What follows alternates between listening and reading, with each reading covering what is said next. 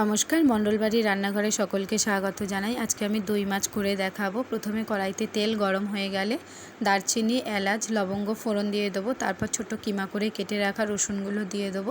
দিয়ে রসুনটা ভাজা হয়ে গেলে তার মধ্যে আমি পেঁয়াজ কুচিটা দিয়ে দেবো। পেঁয়াজ কুচিটা দিয়ে একটু নাড়াচাড়া করার পরে তারপরে গোল করে কেটে রাখা আলুগুলো দিয়ে দেবো। আলুটা দিয়ে ঢেকে দেবো।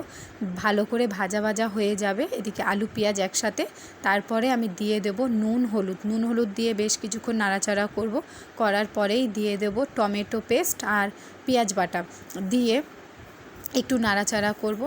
ভালো করে মশলাটা কষিয়ে নেব। কষিয়ে নেওয়ার পরে পরিমাণ মতো জল দিয়ে ঢেকে দেব। ঢেকে দিয়ে এদিকে আমি মাছটা ভেজে ভালো করে তুলে রেখে দেবো। তারপরে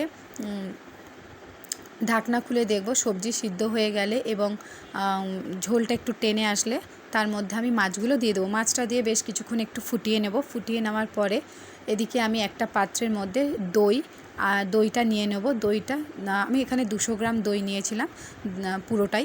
200 গ্রাম দইটাকে ভালো করে ফাটিয়ে নেব যাতে কোনো দানা দানা না থাকে, এবং তার মধ্যে চিনি দিয়ে দেবো পরিমাণ মতো, দিয়ে রেখে দেবো।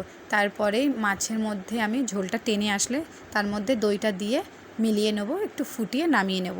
ভিডিওটি দেখার জন্য অসংখ্য ধন্যবাদ। চ্যানেলটি অবশ্যই লাইক অ্যান্ড সাবস্ক্রাইব করবেন। সবাই ভালো এবং সুস্থ থাকবেন।